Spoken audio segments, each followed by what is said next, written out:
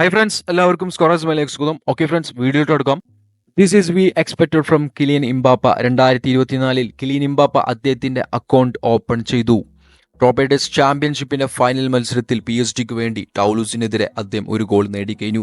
തീർച്ചയായിട്ടും കളിയിൽ താരം കിലിയൻ ഇംബാപ്പ അല്ലായിരുന്നു, ഡോണറുമ ആയിരുന്നു PSG ഗോൾ കീപ്പർ. കാരണം അത്രമാത്രം സേവാണ് അദ്ദേഹം കളിയിൽ നടത്തിയത്.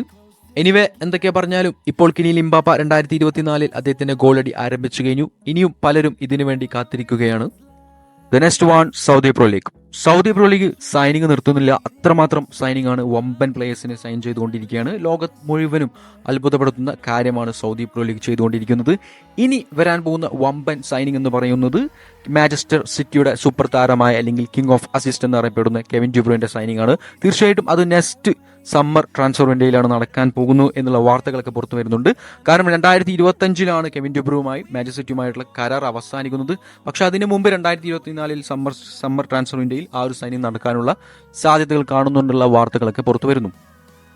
ഇനി ഏത് ക്ലബ്ബ് ആയിരിക്കും സൗദി പ്രോ ലീഗിൽ കെവിൻ ഡി ബ്രൂയിനെ സൈൻ ചെയ്യാൻ പോകുന്നത് എന്നുള്ള ചോദ്യത്തിനുള്ള ഉത്തരവും വന്നിട്ടുണ്ട്. മറ്റാരുമല്ല, സാക്ഷാൽ ഇതിഹാസം ക്രിസ്ത്യാനോ റൊണാൾഡോയുടെ ക്ലബ്ബാണ് കെവിൻ ഡി ബ്രൂയിനുമായിട്ടുള്ള ഇൻട്രസ്റ്റ് കാണിച്ചിട്ടുള്ളത്. 2024 നെക്സ്റ്റ് സമ്മർ ട്രാൻസ്ഫർ വിൻഡോയിൽ അദ്ദേഹത്തെ സൈൻ ചെയ്യാനുള്ള ഒരുക്കത്തിലാണ്.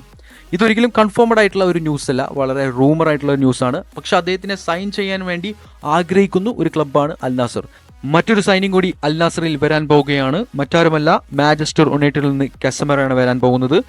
ഈ ഒരു സൈനിങ് നടക്കാനാണ് കൂടുതൽ സാധ്യത. അതിനുള്ള ഉത്തരവും നമുക്കറിയാം.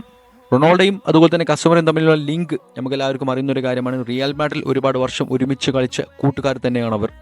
അതുകൊണ്ട് റൊണാൾഡോ കസമറുമായിട്ട് സംസാരിച്ചു. അൽ നാസറിലേക്ക് വരാനുള്ള സാധ്യതകൾ ഒരുപാട് കാണുന്നുണ്ട് എന്നുള്ള റിപ്പോർട്ടുകൾ പുറത്തു വരുന്നുണ്ട്.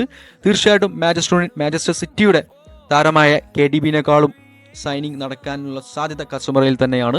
ഓക്കെ, എനിവേ, നമ്മൾ പറഞ്ഞതുപോലെ തന്നെ അൽ ഹിലാലിനെ തോപ്പിക്കണമെങ്കിൽ അൽ നാസറിന് ഇനിയും സൈനികകൾ ആവശ്യമാണ്. വിത്തൗട്ട് നെയ്മറിലാണ് ഇപ്പോഴും അൽ ഹിലാൽ കളിച്ചുകൊണ്ടിരിക്കുന്നത്. എന്നിട്ട് പോലും അൽ നാസറിന് അൽ ഹിലാലിനെ തോൽപ്പിക്കാൻ സാധിക്കുന്നില്ല. അതുകൊണ്ട് തന്നെ ഒരു ട്രാൻസ്ഫർ നമുക്ക് ഉടൻ പ്രതീക്ഷിക്കാം. The next one, MLS. സാക്ഷാൽ ഇതിഹാസം ലയണൽ മെസ്സി കളിച്ചുകൊണ്ടിരിക്കുന്ന ലീഗാണ് MLS. ഓക്കെ, MLS പറഞ്ഞപ്പോഴാണ് ഒരു ഓർമ്മ. വെയിൻ റൂണിനെ കുറിച്ച് ആദ്യം പറയാം. റൂണി DC യുണൈറ്റഡ്, MLS ക്ലബ്ബായ DC യുണൈറ്റഡ് വിട്ടുകൊണ്ട് ബ്രിമിംഗ്ഹാം സിറ്റിയിലേക്ക് പോയി. ബ്രിമിംഗ്ഹാം സിറ്റിയിൽ എത്തിയപ്പോൾ വലിയ രീതിയിലുള്ള ചേഞ്ചസും മാറ്റങ്ങളൊക്കെ അവിടെ കണ്ടുവന്നു റൂണി. പക്ഷേ ഇപ്പോൾ ടോപ്പ് 10 ടീമിനെ ടോപ്പ് 20 എത്തിച്ചുകൊണ്ട് അദ്ദേഹത്തെ ചവിട്ടി പുറത്താക്കുന്നു എന്നുള്ള വാർത്തകളൊക്കെ ക്ലബ്ബിൽ നിന്ന് വന്നുകൊണ്ടിരിക്കുകയാണ്. തീർച്ചയായിട്ടും വലിയ രീതിയിലുള്ള മാറ്റങ്ങളാണ് അദ്ദേഹം അവിടെ കൊണ്ടുവന്നത്. അതുകൊണ്ട് തന്നെ ഇതുപോലെയുള്ള കാര്യങ്ങൾ തീർച്ചയായിട്ടും ഉണ്ടാകും. ഇനി MLS കാര്യം പറയുകയാണെങ്കിൽ MLS ഇതുവരെ വലിയ പ്ലേയേഴ്സിനൊന്നും സൈൻ ചെയ്യുന്നതായിട്ട് നമ്മളെ ശ്രദ്ധയിൽപ്പെട്ടിട്ടില്ല.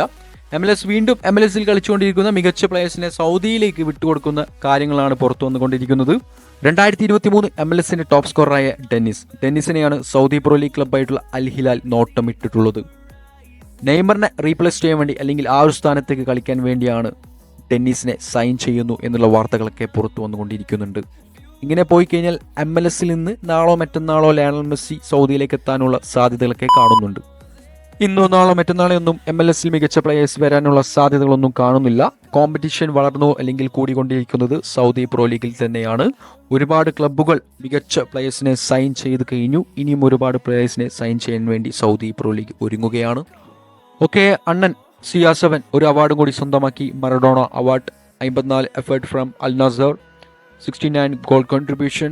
No words about him. Okay, അണ്ണൻ ഫാൻസിനോട് ഒരു ചോദ്യം. അൽ നാസറിന് അൽ ഹിലാലിനെ തോൽപ്പിക്കാൻ ഈ സീസണിന് കഴിയുമോ, അല്ലെങ്കിൽ കപ്പ് ഉയർത്താൻ കഴിയുമോ?